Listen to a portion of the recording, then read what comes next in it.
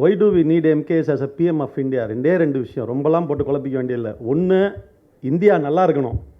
ரெண்டாவது, இந்தியா இருக்கணும். அந்த தத்துவம் வந்து டெல்லிக்கு போக வேண்டும், அதனுடைய பிரதிநிதியாக அவர் போக வேண்டும்னு நம்ம கதிர் ஆசைப்படுறாரு. எனக்கு அந்த மாதிரி ஆசை ரொம்ப கிடையாது, அதையும் நான் உங்கள்கிட்ட சொல்லிடுறேன். ஏன்னு கேட்டிங்கன்னா நமக்கு இங்கே ஆற்ற வேண்டிய பணிகளே நிறைய இருக்குங்க. எனக்கு அன்றைக்கி வந்து 5 வயசு வரைக்கும் ஒரு வருஷத்துக்கு ஒரு ரூபானாலும் ஒரு 5 ரூபா செலவு பண்ணி எனக்கு போலியோ ட்ராப்ஸ் போட்டாங்க. அரசாங்கம் எனக்கு பண்ண செலவு 5 ரூபா. மக்களோட வரி பணத்துலேருந்து இவங்க சொல்கிற மாதிரி இலவசம் தண்ட செலவு பண்ணது அப்துல்லா மேல் பண்ணப்பட்ட செலவு 5 ரூபா. அந்த 5 ரூபா செலவு பண்ணதுனால எனக்கு இன்றைக்கி கை கால் நல்லா இருக்குது. கை கால் நல்லா இருந்து போன வருஷம் 4.5 லட்ச ரூபா இன்கம் டேக்ஸ் கட்டியிருக்கேன். 5 ரூபாய் கொடுத்து 4.5 லட்ச ரூபாய் பிடிங்கிட்டாங்க என்கிட்ட. என்ன அரசியல் அஜெண்டா அப்படிங்கிறது வந்து அந்த சேர் கிடையாது, பார்லிமெண்ட்டில் அந்த கட்டடம் கிடையாது. நம்மளுடைய அரசியல் அஜெண்டாங்கிறது என்னவாக இருக்கணும்னு கேட்டிங்கன்னா இந்த கொள்கையை சார்ந்த இந்த பயணம், இதுதான் வந்து நம்மளை வந்து நம்மளுடைய நமக்கான விடுதலை மட்டும் இல்லை, மொத்த மாநிலத்துக்குமான விடுதலையாகவும் அதுதான் இருக்க முடியும் அப்படிங்கிறது தான் வந்து என்னுடைய பார்வை. அதை பொறுத்த வரைக்கும் எல்லாம் சொல்லுவான், அரிசி இலவச அரிசி கொடுத்த ஒரு வாட்டி நல்லா கேட்டார், நாக்க பிடுங்குற. நான் அவர் எதை கேட்டாலுமே நாக்க பிடுங்குற மாதிரி தான் இருக்கும். அது அடுத்த விஷயம். அதுலேயும் சூப்பராக நாக்க பிடுங்குற மாதிரி ஒரு வாட்டி கேட்டார், இலவச அரிசி வாங்கி கோழிக்கு போடுறான், கோழி அவன் தான் நடத்திக்கிறான், உனக்கு என்னடா கேடு அப்படின்னாரு. சோஷியல் ஈக்குவாலிட்டியோ அல்லது எக்கனாமிக் ஈக்குவாலிட்டி அப்படிங்கிறது இதிலேருந்து வரவில்லை. அதை நோக்கி நம்ம பயணிக்கணும். அதை நோக்கி பயணிக்கவில்லை என்றால் என்ன நடக்கும் அப்படின்னு கேட்டிங்கன்னாக்கா, அந்த 1% 1 vote ஈக்குவாலிட்டி இருக்குல்ல, அந்த டெமோக்ரஸி, அது தாக்கு பிடிக்காது அப்படிங்கிறது அப்பயே வான் பண்ணிட்டு போயிருக்காரு. அப்போது அதை மிகவும் தெளிவாகவும் மிக சிறப்பாக செயல்படுத்தி கொண்டிருக்கிறது அந்த டிராவிடியன் மாடல் அப்படிங்கிறது. நமக்கு அரசியல் அதிகாரத்தின் ஒரு சிம்பலாக இருக்கக்கூடிய தலைவர் அவர்கள் அதற்கு தகுதியானவர்னு அவர் இந்த புத்தகத்தில் எழுதுகிறார். என்னுடைய பார்வையெல்லாம் எப்படி இருக்குது அப்படின்னு கேட்டிங்கனாக்கா, அவர் இருக்கிறது அது எவ்வளோ முக்கியமோ அதே அளவுக்கு முக்கியம் வந்து நம்மளோட இதை அவர் சார்ந்திருக்கக்கூடிய அந்த தத்துவம், அதுதான் வந்து அங்கே போய்கிட்டே இருக்கும், நம்மளை அந்த பல இடங்களுக்கு கொண்டு போகும். இப்போ இந்த புத்தகம் அப்படின்னு சொல்லும் பொழுது இது வந்து உண்மையாக வந்து நான் வந்து என்ன எடுத்துக்குவேன் அப்படின்னு கேட்டிங்கன்னா, புக்கினுடைய தலைப்பு வந்து புக்குக்கு பேர் வந்து why do we need MKS as prime minister of India அப்படின்னு சொல்லப்பட்டாலும் கூட, இங்கே பேசிய டாக்டர் சென்பாலன் அவர் என்ன சொன்னாரோ அது இதனுடைய எக்ஸ்பேன்ஷன் தான் நான் நினைக்கிறேன். எப்படி அப்படின்னு கேட்டிங்கன்னா, இது வந்து அவர் வந்து ஒரு ஆளுமை அப்படிங்கிறதுனால மட்டுமல்ல, அவர் எதை பிரதிநிதிப்படுத்துகிறார் அப்படிங்கிறதா ரொம்ப முக்கியமான ஒரு விஷயம். அதுதான் வந்து மேலே அந்த புக்கினுடைய அதற்கு மேலே இருக்குது பாருங்கள், அதில் அட்டையில் என்ன சொல்லுதுன்னா, திராவிடம் ஃபார் இந்தியா மூவ்மெண்ட் அப்படின்னு சொல்லுதில்ல, அதை தான் நான் இதை பார்க்குறேன். இது எப்படின்னு கேட்டிங்கன்னா, இதில் இருக்கக்கூடிய கண்டென்ட் எல்லாமே அப்படி பார்க்குறோம். ஏன் அப்படின்னு கேட்டிங்கன்னா, அதையும் சொன்னார், டாக்டர் சொன்னார், அதுக்கப்புறம் இங்கே எல்லாம் பேசினவங்களாம் அதை தொட்டு காட்டினாங்க. இப்போ அப்துல்லா தொட்டு காட்டினார், டாக்டர் கனிமொழி தொட்டு காட்டினாங்க, எல்லோரும் தொட்டு காட்டினாங்க. பன்னீர் வந்து வேற ஒரு இதில் ஒரு கான்டெக்ஸ்டில் சொன்னார். இப்போ அது சொல்லும்போது ஜெயனன் வந்து பேசும்போது துவக்க உரையில் ஒரு கோட் ஒன்று படித்து காமிச்சார் உங்களுக்கு. என்னென்னா, இந்த நேஷன் வந்து it is in the making, it is in the ப்ராசஸ்ன்னு. அது வந்து எப்பயுமே அது அப்படி தான். எப்படி அப்படின்னு கேட்டிங்கன்னா, எப்பயுமே அது முடிவுற்ற சமயமே இதே கிடையாது. இப்போ இன்ன வரைக்கும் அது என்ன நடந்துகிட்டு இருக்கு அப்படின்னு கேட்டிங்கன்னா, இந்த நேஷன் இஸ் இந்த மேக்கிங் தான். அவங்க ஒரு வியூ பாயிண்ட்டை வைக்கிறாங்க, நம்ம ஒரு வியூ பாயிண்ட்டை வைக்கிறோம். இந்த கண்டெஸ்ட் இருக்குல்ல, 2 பேருக்கு இருக்கக்கூடிய கண்டெஸ்ட், அதுதான் வந்து இந்த நாட்டை உருவாக்கி கொண்டே இருக்கும். அப்போது நம்மளுடைய குரல் வந்து தொடர்ந்து ஒலித்து கொண்டே இருக்க வேண்டும், நம்முடைய கருத்துக்கள் வந்து அவங்கள்ட்ட போய்கிட்டே இருக்க வேண்டும். அதற்கு தேவையானது எல்லாம் என்னென்னு கேட்டிங்கன்னா, பேச்சுக்கள், எழுத்துக்கள், புத்தகங்கள். இப்போ வந்து பன்னீர் வந்து ஒரு கலைஞரை பற்றி ஒரு புக் ஆங்கிலத்தில் எழுதும்பொழுது, அப்போ வந்து உலகத்தில் இருக்க பல நாடுகள்லேருந்து அந்த புத்தகத்தை படிக்கிறவங்க என்ன நினைப்பாங்கன்னா, இந்தியா ஒரு நாடு, இந்தியாவில் இந்த மாதிரி ஒரு தலைவர் இருந்திருக்காரு, அதில் இருக்கக்கூடிய அரசியல் என்ன நடந்திருக்கு அப்படிங்கிறத வந்து அவர்களுக்கு அதுலேருந்து புரியும். அதே போல் இப்போ சென்பாலன் இந்த புக்கை எழுதுகிறார் அப்படின்னு சொன்னீங்கன்னாக்கா, அடுத்த லெவலுக்கு அது கொண்டு போகும். அது மாதிரி தொடர்ந்து நம்ம வந்து என்ன செய்ய வேண்டியிருக்கு அப்படின்னு கேட்டிங்கன்னா, இந்த நாட்டை கட்டமைப்பதில் நம்மளுடைய பங்கு, நம்மளுடைய ஐடியாலஜி அப்படிங்கிறது வந்து தொடர்ந்து பயணித்து கொண்டே தான் இருக்கும். அதனுடைய பல்வேறு தளங்களில் நம்ம செயல்படுத்திக்கிட்டே இருப்போம். எப்படின்னு கேட்டிங்கனாக்கா, அது பொருளாதார வளர்ச்சியாக இருக்கட்டும், சமூக மாற்றமாக இருக்கட்டும், அதுமாதிரி பல தளங்களில் அது செயல்பட்டுக்கிட்டே இருக்கும். அது பண்ணும்பொழுது நம்ம ஒவ்வொன்று ஸ்பெசிஃபிக்காக எடுத்து நம்ம பார்த்து சொல்கிறோம். இப்போ எப்படின்னு கேட்டிங்கன்னா, சில பேர் வந்து தலைவர் அறிவித்த மகளிருக்கான இலவச பயண திட்டம், அது வந்து என்ன மாதிரி சமூக மாற்றங்களை உருவாக்கும் அப்படிங்கிறது, அது வந்து நம்ம ஒரு பெரிய லார்ஜ் கேன்வாஸில் அஜெண்டாவில் அது சின்னதாக ஒரு பகுதி. அதுபோல் இப்போ அப்துல்லா பேசும்போது ஒன்று சொன்னார், அரிசி எப்படி வந்து 2 ரூபாய்க்கு கொடுத்தாங்க அப்படிங்கிறது. அதுவும் வந்து எப்படின்னு கேட்டிங்கன்னா, ஒரு பெரிய லார்ஜ் கேன்வாஸில் அது ஒரு சின்ன பகுதி. இது மாதிரி பார்த்தோம் அப்படின்னு சொன்னோம்னாக்கா, எண்ணற்ற திட்டங்கள். அது எப்படின்னு கேட்டிங்கன்னா, முடிவே பெறாது. ஏன்னு கேட்டிங்கன்னா, ஒவ்வொரு சமுதாயம் மாற என்ன ஆகும்னா, தேவைகள் மாறிட்டே இருக்கும். ஆட்சி பொறுப்பு கையில் இருக்கும்போது நம்மளுக்கு என்ன தேவை வருது அப்படின்னு கேட்டிங்கன்னா, அதை யோசித்து எப்படி வந்து இன்னும் நம் மக்களை ஜனநாயகப்படுத்துவது, மக்களுடைய கேப்பபிலிட்டிஸை எப்படி இன்னும் அதிகமாக்குறது, மக்களை இன்னும் எப்படி எம்பவர் பண்ணுறது, அதுதான் நம்மளுடைய அரசியல். நம்ம வந்து என்ன பண்ணுறதில்லை அப்படின்னு கேட்டிங்கன்னா, நம்ம வந்து கொடுக்குறவர்கள் கிடையாது. நான் மேலேருந்து நாங்கள் ஏதோ போடுறோம் மாதிரி நீ பெற்றுக்கொள் அப்படிங்கிற மாதிரி கிடையாது. மக்களுடைய திறமையை வளர்ப்பதன் மூலமாகவும் மக்களை அறிவுள்ளவர்களாக மாற்றுவதன் மூலமாகவும் அது ஆண் பெண்கிற வேறுபாடெல்லாம் பார்க்காமல் அதனுடைய தாக்கத்தை தான் நம்ம இப்போ பார்த்துக்கிட்டு இருக்கோம். இப்போ எப்படி அப்படின்னு கேட்டிங்கனாக்கா, இப்போது வாஷிங்டன்லேருந்து வந்திருக்கிற திரு சிவா அவர்கள் வந்து உங்களுக்கு சொல்லுவாங்க, அமெரிக்காவில் நாங்கள் 60,000 பேரை சேர்த்துட்டோம் அப்படின்ட்டு. அந்த 60,000 பேர் எப்படி இருப்பான்னு கேட்டிங்கன்னா, எல்லாம் வெவ்வேறு நம்ம ஊர்லேருந்து பல ஊர்கள்லேருந்து போன ஆளாக இருப்பான். மற்ற மாநிலங்கள்லாம் அந்த மாதிரி ஒரு மைக்ரேஷன் பேட்டர்னை நீங்கள் பார்க்க முடியாது. அது சாத்தியப்படுத்தியது எது அப்படின்னு கேட்டிங்கன்னா, நம்மளுடைய கொள்கை. நம்ம எதற்காக அந்த 100 ஆண்டு காலமாக போராடி கொண்டு இருக்கிறோமோ அந்த கொள்கை தான் அதை சாத்தியப்படுத்தியிருக்கிறது. அது என்ன கொள்கை? நம்ம எதற்காக போராடி இருக்கோம் அப்படின்னு கேட்டிங்கன்னா, எல்லோருக்கும் வாய்ப்பு, எல்லோருக்கும் அதிகாரம் பெறுவதற்கான வாய்ப்பு. வாய்ப்புனாக்கா அது வந்து வெறும் வேலை பெறுவதற்காகவோ அல்லது படிப்பதற்காக மட்டுமே இல்லை. எல்லோருக்கும் அதிகாரம் வேணும். எம்பவர்மெண்ட் ப்ரோக்ராம் தான் அது. அந்த எம்பவர்மெண்ட் ப்ரோக்ராம் தான் வந்து நம்ம என்ன படுத்திகிட்டு இருக்கோம் அப்படின்னு கேட்டிங்கன்னா, அது வந்து பல நாடுகளை பற்றி கற்பனை செய்தவர்கள், தேசத்தை பற்றி கற்பனை செய்தவர்கள் எல்லாம் சொல்லி வச்சுட்டு போனது தான். இப்போ லிபர்ட்டி, ஈக்குவாலிட்டி அண்ட் ஃப்ரெட்டர்னிட்டி அப்படின்னு சொல்லும்பொழுது என்ன மாதிரி ஒரு கற்பனை வருகிறதோ அந்த கற்பனையுடைய செயலாக்க வடிவம் தான் நம்ம பேசுகிறது. அது வந்து நம்ம நேரடியாக அந்த 3 வார்த்தைகளை சொல்லாட்டியும் சமூக நீதிங்கிற ஒரு கொள்கையை வச்சுட்டு நம்ம என்ன சொல்கிறோம் அப்படின்னு கேட்டிங்கன்னா, இதை நோக்கி தான் நம்ம பயணிக்கிறோம் அப்படிங்கிறது. அந்த பயணம் ஒரு முடிவுறாத பயணம். அதை வந்து அங்கே ஏற்படுத்தணும்னு சொல்லி வச்சுருக்கான். நமக்கு அது நல்லா தெரியும். அப்போ இது ரெண்டும் மட்டும் எப்படி ஆகுது அப்படின்னு கேட்டிங்கன்னா, இப்போ அம்பேத்கர் வந்து கான்ஸ்டியூஷன் எழுதிட்டு பார்லிமெண்ட்டில் வந்து அதை நம்ம ரிப்பப்ளிக்காக டிக்ளேர் பண்ணும்பொழுது பேசிய பேச்சில் பார்த்தீங்கன்னா க்ளீனாக சொல்லுவார். என்ன சொல்லுவாருன்னா, நம்ம ஒரு தேசத்தை உருவாக்குகிறோம், அதில் முதல் கட்டமாக மக்கள் எல்லோருக்கும் சமமாக இருக்க வேண்டும், ஈக்குவாலிட்டி வேணும் அப்படிங்கிறதுக்காக பொலிட்டிக்கல் ஈக்குவாலிட்டி, அது என்னென்னா 1 person 1 vote அப்படிங்கிறத நம்ம கொடுத்துட்றோம். ஆனால் என்ன நடைபெறவில்லை அப்படின்னு கேட்டிங்கன்னா, சோஷியல் ஈக்குவாலிட்டியோ அல்லது எக்கனாமிக் ஈக்குவாலிட்டி அப்படிங்கிறது இதிலேருந்து வரவில்லை. அதை நோக்கி நம்ம பயணிக்கணும். அதை நோக்கி பயணிக்கவில்லை என்றால் என்ன நடக்கும் அப்படின்னு கேட்டிங்கனாக்கா, அந்த 1 person 1 vote ஈக்குவாலிட்டி இருக்குல்ல, அந்த டெமோக்ரஸி, அது தாக்கு பிடிக்காது அப்படிங்கிறத அப்பயே வான் பண்ணிட்டு போயிருக்காரு. அப்போது அதை மிகவும் தெளிவாகவும் மிக சிறப்பாக செயல்படுத்தி கொண்டிருக்கிறது அந்த டிராவிடியன் மாடல் அப்படிங்கிறது. அது வந்து நம்ம நினைக்கிற மாதிரி என்னென்னு கேட்டிங்கன்னா, அது வந்து வெறும் வளர்ச்சியோ அல்லது வந்து பொருளாதாரத்தில், இந்திய பொருளாதாரத்தில் 2வது மிகப்பெரிய பொருளாதாரமாக இருக்கிறதோ அப்படிங்கிறதெல்லாம் அதோடு சேர்ந்து நடந்த ஒரு நிகழ்வு. அதுவே பிரதானம் கிடையாது. பிரதானம் என்ன அப்படின்னு கேட்டிங்கன்னா, இதற்கான பொருள் இருக்குல்ல, என்ன பொருள், அந்த ஈக்குவாலிட்டிக்கு உண்டான பொருள் இருக்குல்ல, அந்த பொருளை வந்து உருவாக்கிக்கிட்டே இருக்கும். எப்படி பொருளை உருவாக்கிட்டு இருக்கோம் அப்படின்னு கேட்டிங்கன்னா, எல்லோரையும் எம்பவர் செய்வதன் மூலமாக. அப்போ அவனுக்கு என்ன கிடைக்கும் அப்படின்னு கேட்டிங்கன்னா, பொருளாதாரத்தில் ஒரு பெரிய சுதந்திரம் கிடைக்கும். அடுத்தது வந்து சமூகத்தில் ஒரு பெரிய சுதந்திரம் கிடைக்கும். அப்போ இந்த லிபர்ட்டி கிடைக்குது, அந்த லிபர்ட்டி கிடைக்குது. அப்போ எல்லாம் கிடச்சிருச்சு அப்படின்னு கேட்டிங்கன்னா, எல்லாருக்கும் எல்லா இடத்துலையும் எப்பயுமே கிடைக்காது. அது வந்து என்னன்னு கேட்டிங்கனாக்கா, ஒரு சட்டை இல்லை அல்லது ஒரு பேண்ட் இல்லை, என்ன எடுத்து போட்டோம்னாக்கா நான் கருப்பு சட்டை போட்டிருக்கேன் அல்லது சிவப்பு கலரில் சட்டை போட்டிருக்கேன், கருப்பு பேண்ட்டு போட்டுக்கிறேங்கிற மாதிரி கிடையாது. அது என்னன்னு கேட்டிங்கன்னா, அது வந்து ஒரு பயணம். அதில் போய்கிட்டே தான் இருக்கணும். அதனால் எப்பயும் நம்மளை குறை சொல்லிகிட்டே தான் இருப்பான். என்ன உங்கள் ஊரில் இது நடக்குது, உங்கள் ஊரில் அது நடக்குது, அதெல்லாம் நடக்குதுயா, நாங்கள் அதுக்கான முயற்சியில் செஞ்சுக்கிட்டே இருக்கோம், தொடர்ந்து நடந்துகிட்டே தான் இருக்கும். இப்போ அமெரிக்காவில் எல்லோரும் ஈக்குவல் ஆகிட்டானே, அவன் ஈக்குவாலிட்டி ஃப்ரெட்டர்னிட்டின்னு அவன் சொல்லிட்டானே, அவன் கான்ஸ்டியூஷனை சொல்லி அவன் 250 வருஷம் ஆச்சு, 300 வருஷம் ஆச்சு, அங்கே வந்துருச்சா? இன்னும் கருப்பு நிறத்தவர்கள் சண்டை போட்டுட்டு தான் இருக்கான், லாட்டினோ சண்டை போட்டுட்டு தான் இருக்கான், இங்கேருந்து போனவங்களாம் சண்டை போட்டுட்டு தான் இருக்கான்.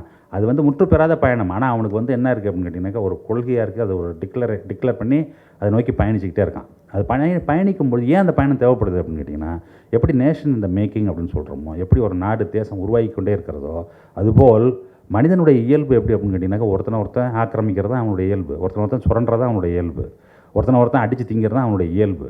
அப்போ அவனை நெறிப்படுத்தி கொள்வதற்காக அவனே யோசித்து உருவாக்கணும் தான் இதெல்லாம். என்னன்ட்டு பெரியார் என்ன சொல்கிறார், நீ முதல்ல ஒழுங்காக இரு, அப்போ தான் என்ன செய்ய முடியும் அப்படின்னு கேட்டிங்கனாக்கா, மற்றவனை நீ வந்து என்ன நடத்த முடியும், சுயமரியாதை உள்ளவனை நான் நடத்த முடியும். நீ முதல்ல நீயே சுயமரியாதை நடத்திக்கணும், அப்போ தான் இன்னொருத்தனை சுயமரியாதை நடத்துவேன் அப்படிங்கிற மாதிரி அந்த ஃபிலாசபி தான் இது. எப்படி அப்படின்னு கேட்டிங்கன்னா, நம்மளை நாமே நெறிப்படுத்திக் கொள்வதற்கும் நம்மளை நானே நம்மளோட பயணத்தை சரிப்படுத்திக் கொள்வதற்கும் உருவாக்கப்பட்ட தத்துவம் அது சமூக நீதிங்கிற ஒரு தத்துவம். அது முற்று பெறாத பயணம் அப்படிங்கிறது நம்ம எல்லாருக்கும் தெரியும். அதனால் நம்மை நோக்கி என்ன சொல்லுவாங்க, நீ என்ன அவனுக்கு ரிசர்வேஷன் கொடுத்து அவனை திருத்திட்டியா, இவனுக்கு ரிசர்வேஷனை கொடுத்து திருத்திட்டியா அப்படின்னு சொல்கிறதெல்லாம் அப்படி இல்லை. அது இன்றைக்கி அவங்கெல்லாம் கேட்குறாங்க, என்றைக்கு அது முடிவீங்க, எப்போ முடிப்பீங்க, அதை எத்தனை வருஷம் இன்னும் நடக்கணும் அப்படின்னு. எத்தனை வருஷம் நடக்கணும்னா எத்தனை வருஷம் அந்த ஹையரார்க்கி இருக்கோ அத்தனை வரைக்கும் நடந்து தான் ஆகணும். அது கான்ஸ்டியூஷன் எழுதும்போது என்னென்னா 10 வருஷம் சொல்லிட்டாங்கன்னா 10 வருஷம் சொல்லிட்டு அது முடிஞ்சு போச்சா, 10 வருஷம் நீ செஞ்சு காமிச்சிட்டே நம்ம திருப்பி கேட்கணும். முடியலனாக்கா என்ன செய்யணும் அப்படின்னா, இந்த பயணம் தொடர வேண்டும். அப்போ அந்த மாதிரி ஒரு தொடர்ச்சியான பயணம் தான் நம்ம திராவிட இயக்க பயணம் அப்படிங்கிறது. இந்த பயணம் நமக்கு எவ்வளவு தேவையோ நம்ம இப்போ மீட் எடுத்துருக்கோம் 10 வருஷம் கழிச்சு. என்னது வீணாக போக விட்டுட்டு இப்போ திரும்ப மறுபடியும் மீட் எடுத்துருக்கோம். அது போன்ற ஒரு பயணம் இந்தியா முழுவதற்கும் தேவைப்படுகிறது. இப்போ அவங்களாம் என்ன சொல்லிட்டு இருக்காங்க அப்படின்னு கேட்டிங்கன்னா, அவன் என்றைக்காவது பேசி என்னது பேசுகிறான் பார்த்தீங்களா, இன்ஃப்ராஸ்ட்ரக்சர் ப்ராஜெக்ட்டுங்கிறான், பார்லிமெண்ட்டை கட்டுவேங்கிறான். அதெல்லாம் சரிப்பா, நாடும் மக்களும் என்ன கிடையாது, கட்டடம் கிடையாது, ரோடு கிடையாது, நாடும் மக்களும் ஏரோப்ளேன் கிடையாது, நாடும் மக்களும் என்ன கிடையாது, வெறும் போர்ட்டு கிடையாது. அதெல்லாம் விற்று எதாவது பண்ணி தொலைலாம். போர்ட்டுக்கிட்ட என்ன பண்ணிட்டான். ஆனால் மக்களை பற்றி, மக்களுடைய விடுதலையை பற்றி, மக்களுடைய மானுடத்தினுடைய மேன்மையை பற்றி அவர்களுக்கு ஏதாவது அக்கறை இருக்கிறதா? ஏன்னு கேட்டிங்கன்னா எப்படி அவங்களுக்கு அக்கறை இருக்க முடியும்? ஒரு மொழியை வைத்துக்கொண்டு அந்த மொழியின் வழியாக மற்ற மொழிகளை அடக்கி ஆள்வது. இப்போ கர்நாடகாவில் வந்திருக்க நண்பர்கள்லாம் சொல்கிறாங்க வந்து அங்கே என்ன நாங்கள் கஷ்டப்பட வேண்டியதாக இருக்குது, அதனால் நம்ம வந்து ஒரு சாலிடாரிட்டி வேணும் நமக்குள்ளே, ஒரு டிரெவிடியன்கிற ஒரு ஐடியாலஜிக்குள்ளே அப்படின்னு அவங்க சொல்கிறார்கள் என்று சொன்னால், அவர்கள் வந்து அது வழியாக என்ன சொல்கிறார்கள்னா வெறும் மொழியை மட்டும் சொல்லலை. அவர்கள் சொல்லுவது என்னென்னா, நம்ம வந்து மனுஷனாக வாழணும் அப்படின்னு சொன்னோம்னாக்கா அந்த மாதிரி ஆதிக்கமற்ற ஒரு சமுதாயத்தை நோக்கி நம்ம நகரணும் அப்படிங்கிறது. அந்த ஆதிக்கமற்ற சமுதாயத்தை நோக்கி நகரணும் அப்படின்னு சொன்னால் அந்த ஐடியாலஜி படி போனீங்கன்னாக்கா ஆதிக்கத்துக்குள்ளே தான் மாட்ட வேண்டிய ஒரு ஐடியாலஜி. அது என்ன மாதிரி ஆதிக்கம்? மத ரீதியான ஆதிக்கமாகவும் மொழி ரீதியான ஆதிக்கமாகவும் தான் அது போய் நிற்கிது. அதுதான் மலருது. அதுதான் கட்டமைப்போன்னு ஓப்பனாக டிக்ளேர் பண்ணி அவங்க செயல்படுகிறார்கள். நாம் அதற்கு எதிராக நம்ம அவனுக்கு எதிராக சொல்லும்போது நம்ம தமிழ்னோட அடையாளத்தை தூக்கி பிடிப்பது அப்படிங்கிறது எங்கே போய் நம்மளை விட்டுறோம்? வெறும் தமிழ்ங்கிற அடையாளத்தை மட்டும் வைத்துக்கொண்டால் நம்மளை எங்கே கொண்டு போய் விடுன்னு கேட்டிங்கனாக்கா அதுக்கு பதிலாக தமிழ், அவ்வளோதான். ஆனால் இதுவும் ஒரு ஆதிக்க சமுதாயமாக மாறிவிடும். அதுபோல மாறாமல் இருக்க வேண்டும் என்பதற்காக உருவாக்கப்பட்டது தான் இந்த சமூக நீதியும், உருவாக்கப்பட்டது தான் இந்த திராவிட இயக்க பயணமும். அதனால தான் என்னன்னு கேட்டிங்கன்னா இது வந்து ஒரு மாற்றாக, அதற்கு மாற்றாக அங்கே வரைக்கும் போகணும். இந்தியா முழுக்க போகணும். இந்தியா முழுக்க இல்லை, உலகம் முழுக்கவே போகலாம். மானுடம் எங்கெல்லாம் இருக்கிறதோ அங்கெல்லாம் இது போகிறதுக்கு உண்டான வாய்ப்பும் அதற்குண்டான ஸ்கோப்பும் இருக்கக்கூடிய ஒரு தத்துவம் இது. அந்த வகையில் அதனுடைய உருவமாக திகழ்ந்து கொண்டிருக்கிற நமக்கு அரசியல் அதிகாரத்தின் ஒரு சிம்பலாக இருக்கக்கூடிய தலைவர் அவர்கள் அதற்கு தகுதியானவர்னு அவர் இந்த புத்தகத்தில் எழுதுகிறார். என்னுடைய பார்வையெல்லாம் எப்படி இருக்குது அப்படின்னு கேட்டிங்கனாக்கா, அவர் இருக்கிறது அது எவ்வளோ முக்கியமோ அதே அளவுக்கு முக்கியம் வந்து நம்மளுடைய இதை அவர் சார்ந்திருக்கக்கூடிய அந்த தத்துவம். அதுதான் வந்து அங்கே போய்கிட்டே இருக்கும், நம்மளை இந்த பல இடங்களுக்கு கொண்டு போகும். நம்மளுடைய அஜெண்டா, அரசியல் அஜெண்டா அப்படிங்கிறது வந்து அந்த சேர் கிடையாது, பார்லிமெண்ட்டில் அந்த கட்டடம் கிடையாது. நம்மளுடைய அரசியல் அஜெண்டாங்கிறது என்னவாக இருக்கணும்னு கேட்டிங்கன்னா இந்த கொள்கையை சார்ந்த இந்த பயணம். இதுதான் வந்து நம்மளை வந்து நம்மளுடைய நமக்கான விடுதலை மட்டும் இல்லை, மொத்த மாநிலத்துக்குமான விடுதலையாகவும் அதுதான் இருக்க முடியும் அப்படிங்கிறது தான் வந்து என்னுடைய பார்வை. அதை பொறுத்த வரைக்கும் நான் வந்து என்னுடைய பொருளாதாரத்தை பற்றி நான் பேசும்போது எப்பொழுதெல்லாம் என்னன்னு கேட்டிங்கன்னா நான் ரொம்ப சுருக்கிக் கொள்வதே கிடையாது. என்னென்னா அது வந்து பணம் சம்மந்தப்பட்ட விஷயமாகவோ அல்லது வந்து வருமானம் சம்மந்தப்பட்ட விஷயமாகவோ நான் என்றைக்கும் சுருக்கிக்கிட்டே கிடையாது. எப்பொழுதுமே நான் வந்து எப்படி தொடர்ந்து அதை வலியுறுத்திக்கிட்டே இருக்கேன் அப்படின்னு கேட்டிங்கன்னா, மானுடம் தான். அதுக்குள்ளே தான் இது எல்லாமே வரணுமே தவிர மற்றவெல்லாம் நம்மளை வந்து என்ன செய்வான் அப்படின்னு கேட்டிங்கன்னா கணக்குக்குள்ளே கொண்டாந்து அடைக்கிறதுக்கு பார்ப்பான். இப்போ அப்துல்லா இருந்தால் சொல்லியிருப்பேன், என்ன சொல்லியிருப்பேன் அப்படின்னு கேட்டிங்கன்னா, அது வந்து உங்களுக்கு 5 ரூபா செலவு பண்ணி 5000 ரூபா வருமானம் வர்றது வியாபாரம் கிடையாது மானுடம்ங்கிறது. என்ன அவர் சொன்னார்ல, கை காலம் எனக்கு நல்லா இருக்குன்னு, அதுதான் மானுடம். என்ன அது உன்னை முடங்காமல் வைத்திருப்பது, உன்னை எம்பவர் பண்ணுவது, உன்னுடைய கேப்பபிலிட்டியை வளர்த்து விடுவதுங்கிறது தான் மானுடமே தவிர அது வந்து நம்ம எக்கனாமிக்ஸில் என்ன செய்வோம்னா எல்லாத்தையும் கணக்கு தான் போட்டு பார்ப்போம். ஹெல்த்துக்கு எக்கனாமிக்ஸ் டாக்டருக்கு தெரியும். ஆஸ்பத்திரி நடத்தும்போது அங்கே ஒருத்தன் உட்காந்துருப்பான் பின்னாடி சிஇஓ. இன்றைக்கி எத்தனை பேரை சேர்த்த, எத்தனை பேருக்கு ஊசி போட்டு, எத்தனை பேருக்கு சர்ஜரி பண்ண, இன்றைக்கி என்ன வருமானம் வருதுன்னு கணக்கு அங்கே பின்னாடி உட்காந்து பார்த்துக்கிட்டே இருப்பான். அது வந்து எப்போ நீங்கள் ஒன்று வந்து ஒரு பொருளாதாரம் அவங்க மாற்றுக்கிறீர்களோ அது அப்போ தானாகவே நடந்துக்கிட்டே இருக்கும். அது போன்ற கணக்கு போட்டு அரசு செயல்படுறது இது அப்படிங்கிறது இல்லை.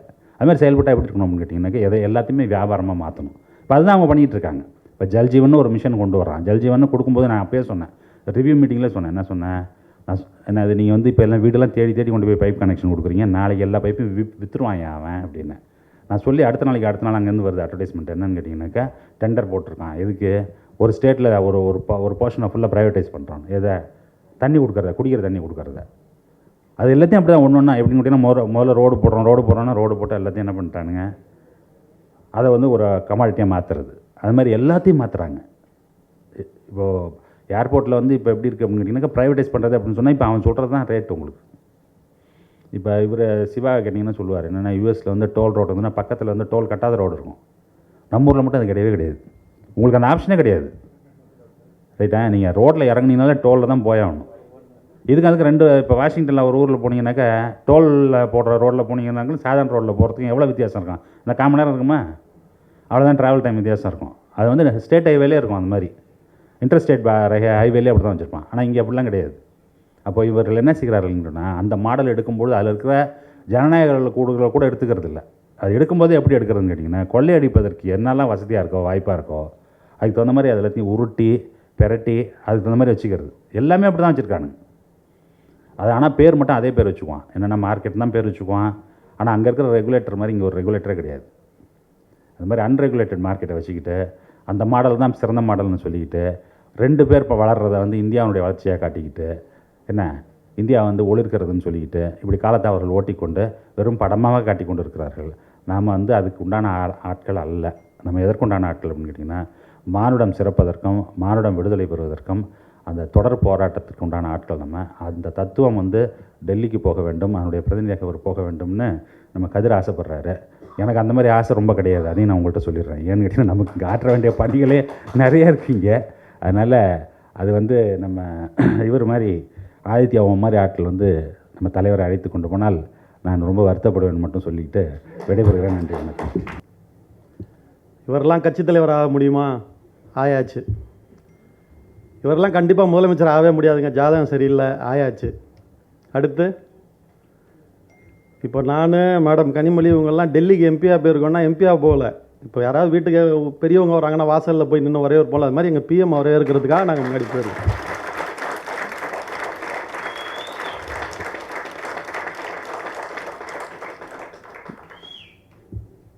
கேட்டால் ரெண்டே வார்த்தையில் சொல்லிடுவேன். Why do we need MKS as a PM of India?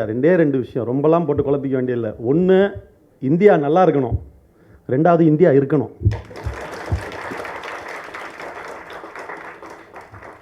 ஏற்கனவே இந்தியா விற்க ஆரம்பிச்சாச்சு, பாட்டாக கூறு போட்டு எல்லா பக்கமும் விற்க ஆச்சு. இந்தியா இருக்கணும், கொஞ்சம் மிச்சம் சுச்சம் இருக்கிற இந்தியாவது ஒழுங்காக இருக்கணும். அதுக்காக இவர் நிச்சயமாக நமக்கு பிரதமராக வேணும். ஒன்றும் இல்லாத ஒரு மாடலை சொல்லி, குஜராத் மாடல்னு சொல்லி ஃபோட்டோஷாப் போட்டு இதுக்கே 10 வருஷம் ஆள முடியும்னா எவ்வளோ இருக்குது நம்மக்கிட்ட? ஒரே ஒரு சின்ன விஷயம் சொல்கிறேன். அமெரிக்க ஜனாதிபதி அகமதாபாத்துக்கு வரார். வந்தவொடனே என்ன பண்ணிட்டானோ, பல கோடி ரூபா செலவு பண்ணி 2 பக்கமும் சவுத்தை கட்டி விட்டானுங்க. ஒன்று கட்டுவானுங்க, இல்லைனா ஒளிஞ்சிக்கிட்டு வரதுக்கு உடைப்பானுங்க. ஐஐடிக்குள்ளே ஒளிஞ்சிக்கிட்டு இதுதான் அவங்களுக்கு வேலை. கட்டுறது இல்லைனா உடைக்கிறது, இதை தவிர வேறு எதுவுமே தெரியாது. சரியாக கட்டி விட்டானுங்க, 2 பக்கம் கட்டி விட்டானுங்க. என்னடா கேட்டால் அந்த பக்கம் குடிசை இருக்குது. அமெரிக்காவிலேருந்து ஐயா வர்றாரு, பார்த்தாருன்னா என்ன? அமெரிக்காவிலேருந்து சிவா வர்றாரு, அவர் பிரதமர் ஜனாதிபதி வர்றாரு. ஐயா பார்த்தா என்ன இருந்தது அசிங்கத்தை? கட்டு, ஒரு 2 பக்கமும் கட்டு. சரி, கட்டி விட்டாச்சு, கிலோமீட்டர் கணக்குக்கு. அதே சைனாலேருந்து அதே அதிபர் இங்கே வர்றாரு, சென்னைக்கு வர்றாரு. அவர் இந்தியாவில் மீட்டிங் வைக்கணுன்னா நான் மகாபலிபுரம்லாம் பார்க்கணும், எனக்கு மெட்ராஸில் மீட்டிங் வைங்கன்னு சொல்லிட்டாரு. உடனே சேர்ந்து நம்ம பிரதமர் இங்கே வந்துட்டார். சென்னை ஏர்போர்ட்டில் வந்து இறங்கி, நம்ம ஏர்போர்ட்டில் திருச்சூலத்தில் இங்கே இறங்கிட்டு கிட்டத்தட்ட 50 கிலோமீட்ரு, 50-55 கிலோமீட்டர் மகாபலிபுரம் வரைக்கும் போகிற வரைக்கும் பார்த்தீங்கன்னா ஸ்க்ரீன் கூட கட்டலை. என்னென்னு பார்த்தீங்கன்னா, அப்படியே இன்டர்நேஷ்னல் ஏர்போர்ட்டு தாண்டி வந்தால் ஆசியாவின் இன்ஜினியரிங் அதிசயம்னு சொல்கிற நம்ம பட்டர்ஃப்ளை பாலம், திராவிட ஆட்சியில் கட்டினது. அப்படியே போனோம்னா கிண்டிக்கிட்ட எம்ஜிஆர் மருத்துவ பல்கலைக்கழகம். அப்படியே திரும்பி போனோம்னா அண்ணா யூனிவர்சிட்டி. திரும்ப ரைட் எடுத்தோம்னா அந்த பக்கம் ராஜீவ்காந்தி ஐடி காரிடாரு. 2 பக்கமும் வாழ பில்டிங்கு. எங்கேயுமே மறைக்க வேண்டிய தேவையில்லை. 55 கிலோமீட்டருக்கு ஒரு பக்கத்தில் கூட துணி கட்ட வேண்டிய அவசியம் இல்லை. உன் சொந்த ஊரில் கிலோமீட்டர் கணக்கில் நீ வந்து ஒரு செவத்தை கட்டி வச்சுக்கிட்டு இதை மாடல் கீழே கதையை விட்டுக்கிட்டு ஒரு 10 வருஷம் நாட்டை குட்டிச்சவராக்கி தேசபக்தின்னு சொல்லி, நம்ம இவனுக்கு மட்டும்தான் பக்தி இருக்க மாதிரியும் நமக்கு மட்டும் இல்லாத மாதிரியும் இந்த கூத்தெல்லாம் பண்ணிட்டு, ஆக மிச்சம் இருக்கிற இந்தியா இருக்கிறதுக்காவது தலைவர் பிஎம்மாக இருந்தே ஆகணும். அதே போல் நண்பர் Manjunath, I just want to ask a question to him. Do you know in which period was the very good period in Indian era? நேருலேருந்து ஆரம்பித்து இப்போ நம்ம மாடல் ஜி வரைக்கும், ட்ராமா ஜி காலம் வரைக்கும் இருந்த ஆட்சியில் யாருடைய ஆட்சி சிறந்த ஆட்சின்னு டேட்டா சொல்லுது தெரியுங்களா உங்களுக்கு? தேவேகவுட ஆட்சி. எந்த பிரதமர் தூங்கிட்டு இருந்தாருன்னு சொன்னாங்களோ அவருடைய காலத்தில் தான் மத்திய அரசாங்கத்தில் ஒவ்வொரு துறைகளிலும் சிறப்பான கொள்கைகள் வகுக்கப்பட்டு மிக குறுகிய காலத்தில் நிறைவேற்றப்பட்டது தேவேகவுடாவோட ஆட்சியில் தான். ஆக நமக்கு ரோல் மாடலும் இருக்குது. சவுத் இந்தியன் ஒரு ஆண்டானா எப்படி இருக்கும் அப்படிங்கிறதுக்கு ஒரு சின்ன உதாரணத்தோடு உங்களுக்கு முடிக்க விரும்புகிறேன். அதாவது எவ்வளோ தூரம் நம்ம அவங்க பின்னாடி இருக்காங்க அப்படின்னா, தேசிய உணவு பாதுகாப்பு திட்டத்தில் இன்றைக்கி அரிசி கொடுக்குறாங்க 3 ரூபாய்க்கு. 3 ரூபா தானே ஐயா? 3 ரூபாய்க்கு கொடுத்துட்ருக்குறாங்க. 2006 தலைவர் கலைஞர் 2 ரூபாய்க்கு கொடுத்தாரு. 15 வருஷம் பின்னாடி 2006 2 ரூபாய்க்கு கொடுத்தார். 2007 1 ரூபா ஆக்கிட்டார். அதையும் 1 ரூபா ஆக்கிட்டார். அப்போ கூட இலவசமாக கொடுக்கலாம் அப்படின்னு சொன்னப்போ தலைவர் கலைஞர் சொன்னார், அதாவது சாப்பாடுன்றது கொஞ்சம் சுயமரியாதை சம்மந்தப்பட்ட விஷயம், அது வந்து இலவசமாக வாங்கிடணும்னு ஒரு நிமிஷம் அவன் நினச்சிடக்கூடாது. ஒரு அடையாளத்துக்கு அந்த 1 ரூபான்னு சொன்னார். எப்படியே அந்த 1 ரூபாய் வைக்கணுங்கிறதுக்காக கூட அவர் வைக்கல. மக்களை ஈக்குவலாக நடத்துறதுக்கு, ஒருங்கிணைத்துக்கிறதுக்கு, அதனூடாக வளர்ச்சியை காண்பதற்கு நம்மகிட்ட இருக்கிற மாதிரியான ஒரு அருமையான மாடல் எனக்கு தெரிஞ்சு எங்கேயுமே இல்லை. என் குருநாதர் இருக்கிறாரு, ஜெயரஞ்சன் சார் அடுத்து இன்னும் நிறைய விளக்கமாக சொல்லுவார் உங்களுக்கு. ஒரு வெளிப்பார்வைக்கு அது இலவசமாக இருக்குமே தவிர, ஒரு இலவசங்கிறத கொடுத்து அதனூடான வளர்ச்சியில் எவ்வளோ இலவசத்துக்கு செலவு பண்ணியிருக்கோமோ அதை விட அதிகம் சம்பாரிச்சிருக்கோம். ஒரு சின்ன விஷயம் சொல்கிறேன். மேடம் கனிமொழி இருக்கிறாங்க மருத்துவர், அதனால் அவங்கள அந்த துறையிலேருந்தே ஒரு சின்ன உதாரணம் சொல்கிறதுக்கு விரும்புகிறேன். போலியோ டிராப்ஸ் வந்தப்போ பார்த்தீங்கன்னா, நம்ம தான் தமிழ்நாட்டில் தான் முதல்ல போலியோ டிராப்ஸ் அன்றைக்கி நம்முடைய மதிப்பிற்குரிய பேராசிரியர் அவர்கள் சுகாதாரத்துறை அமைச்சராக இருந்த காலத்தில் இம்போர்ட் பண்ணி அன்றைக்கு போலியோ டிராப்ஸ் தமிழ்நாடு ஃபுல்லாக முதல்ல இலவசமாக கொடுத்துட்டோம். நம்ம போலியோ டிராப்ஸ் வந்து இலவசமாக கொடுத்துட்டோம். சாதாரணமாக நம்ம மனசில் என்ன தோணும், ஒருத்தன் புள்ள பெற்றான்னா அவன் காசு கொடுத்து டிராப்ஸை போட்டு விட வேண்டியதுன்னா இதெல்லாம் அரசாங்கத்தோட வேலையா? இந்த போலியோ டிராப்ஸை ஊட்டி கொண்டு வந்து வாயில் போட்டு அந்த பிள்ளைக்காக அதுக்கு ஒரு ரூபா, ஒரு டிராப்ஸுக்கு ₹1 செலவாகும்னு நினைக்கிறேன். இதை கூட பெற்றவன் செய்ய மாட்டானா? இது அரசாங்கம் தான் செய்யணுமா? இலவசமாக அது கொடுத்து தான் ஆகணுமா? அது தண்ட செலவில் ஏன் வரிப்பணத்துலேருந்து எதுக்கு கண்டவன் வாயிலையும் நீ போலியோ டிராப்ஸை ஊற்றுற? இதெல்லாம் சோ கால்டு அறிவாளிகள் கேட்ட கேள்வி. சோ கால்டு அறிவாளிகள்னால் தெரியும்னு நினைக்கிறேன் உங்களுக்கு. ஆமாம், அவங்கெல்லாம் கேட்ட கேள்வி, ஏன் வரிப்பணத்தில் நீ இலவசம் கொடுப்பியா, நீ போய் கொடுப்பியான்னு. ஒரே ஒரு சின்ன கணக்கு மட்டும் சொல்கிறேன். எனக்கு அன்றைக்கி வந்து 5 வயசு வரைக்கும் ஒரு வருஷத்துக்கு ₹1 ஒரு ₹5 செலவு பண்ணி எனக்கு போலியோ டிராப்ஸ் போட்டாங்க. அரசாங்கம் எனக்கு பண்ண செலவு ₹5. மக்களோட வரிப்பணத்துலேருந்து இவங்க சொல்கிற மாதிரி இலவசம் தண்ட செலவு பண்ணது அப்துல்லா மேல் பண்ணப்பட்ட செலவு ₹5. அந்த ₹5 செலவு பண்ணதுனால எனக்கு இன்றைக்கி கை கால் நல்லா இருக்குது. கை கால் நல்லா இருந்து போன வருஷம் ₹4.5 லட்ச இன்கம் டேக்ஸ் கட்டியிருக்கேன். ₹5 கொடுத்து ₹4.5 லட்ச பிடிங்கிட்டாங்க என்கிட்ட. என்ன என்கிட்ட கொடுத்து ₹5 இலவசமாக கொடுக்குறேன்னு என்கிட்ட உருவுனது $4.5 லட்சம். எனக்கு கொடுக்கலன்னா ஒரு வேளை கை கால் சரியில்லாமல் நான் பாட்டு வீட்டில் படுத்துருந்துருப்பேன், நான் சம்பாரிச்சிருக்க மாட்டேன். வருமானம் மேற்கொண்டு என்ன அது வேறு செலவு. கை கால் சரியில்லைன்னா அதுக்கு வேறு கொடுக்கணுமே, அரசாங்கம் வேறு பாதுகாக்கணும். இதுபோல் நீங்கள் எதெல்லாம் இலவசம்னு நினைக்கிறீங்களோ நீங்கள் அப்படியே யோசிச்சு பாருங்கள். ஒவ்வொரு இலவசத்திற்கு பின்னாலும் மிகப்பெரிய வருமானத்தை அரசாங்கம் ஈட்டிருக்கு. வெளிப்பார்வைக்கு அது இலவசமாக இருக்குமே தவிர அந்த திட்டத்தினால் செய்யப்பட்ட செலவுகளுக்கு பின்னாடி எல்லாம் சொல்லுவான். அரிசி இலவச அரிசி கொடுத்த ஒரு வாட்டி நல்லா கேட்டார், நாக்க பிடுங்குற. அவர் எதை கேட்டாலுமே நாக்க பிடுங்குற மாதிரி தான் இருக்கும். அது அடுத்த விஷயம். அதுலேயும் சூப்பராக நாக்க பிடுங்குற மாதிரி ஒரு வாட்டி கேட்டார். இலவச அரிசி வாங்கி கோழிக்கு போடுறான். கோழி அவன் தானடா திங்கிறான், உனக்கு என்னடா கேடு அப்படின்னாரு. அவன் அரிசியை திங்கிறான், கோழிக்கு போட்டால் கோழியை எவனா திங்கிறான்னு கேட்டார்.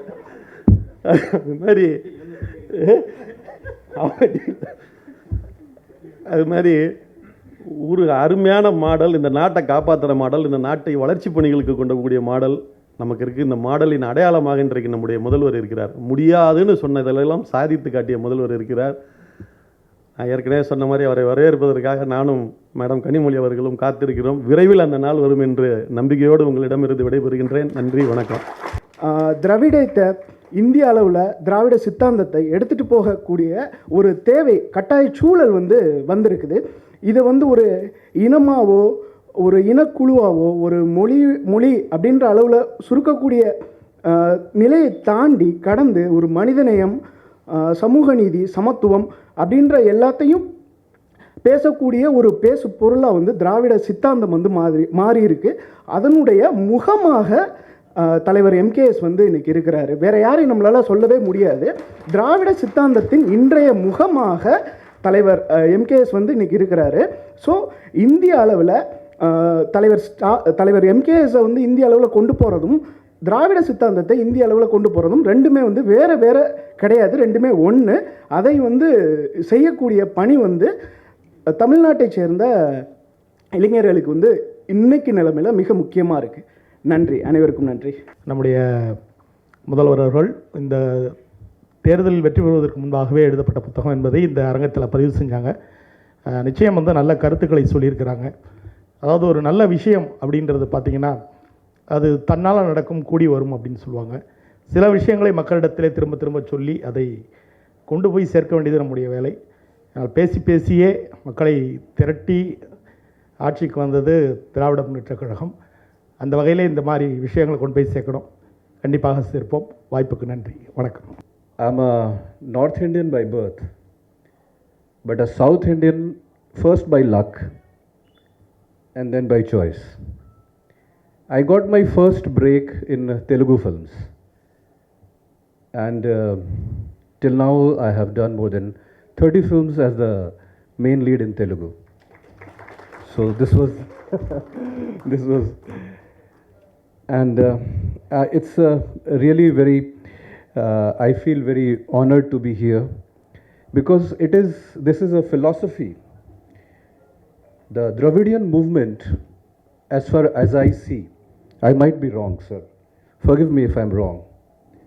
As far as I see, this movement is a movement for equality. It is a movement for development. It is a movement for welfare. Respected sir, I do not see it as a sectarian movement or as a negative movement or as a movement against anything. It is for a lot of things. It is for equality in India. It is for abolishment of the caste system. It is for the removal of all the regressive policies. I would just like to tell you, you people everywhere here, that for a person like MKS, it is very much possible to become the Prime Minister of India. In today's fluid situation, things are changing every day. People are very receptive. And in North India, sir, you must be knowing, all the major political parties, except one party, is losing space every day. Every day. You will be surprised. Whenever some eminent speakers came before me and they were saying only about South India. But if you come to North India, I'm not saying only Delhi. You come to Uttar Pradesh, you come to Bihar, you go to the interiors, you will find a lot of people there who are very receptive to all the policies, to all the steps which have been taken here. Mayawati ji became the CM of Uttar Pradesh. In her office, she had a huge portrait of Periyar. So, why be satisfied with Tamil Nadu only, when whole India can be yours? But a change in thinking has to come. Enough of being a supporting actor. Please. Enough of being a supporting actor. Why I say that? One of my brothers said very